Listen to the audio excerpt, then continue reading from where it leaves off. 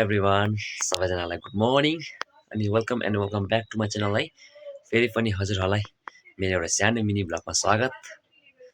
अनि आज भने म भर्खर उठ्दैछु, सो टाइम चाहिँ 8 बज्दैछ है। अनि भर्खर उठेर अब लुगाहरू पठाउने छु।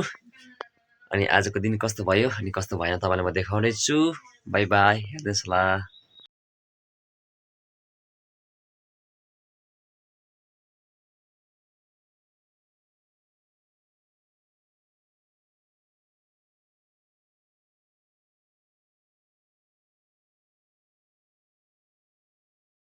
फाइनली है, सो मैले पनि लुगा सुगा सबै उठाइसकेँ।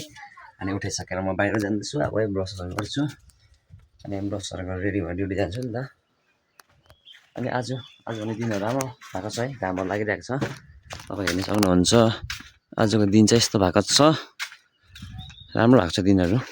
हिजो त पानी परेको थियो नि त, अलिअलि घाम पनि लागेन, बराबरै चाहिँ अलिअलि घाम लाग्यो कता कता है। अनि आज दिन चाहिँ राम्रो भएको छ यहाँ माथि है, यस्तो छ घाम चाहिँ। हेर्नुहोस् होला तपाईँले मेरो मिनी ब्लग, तपाईँलाई म देखाउने छु। बाई बाई अहिले।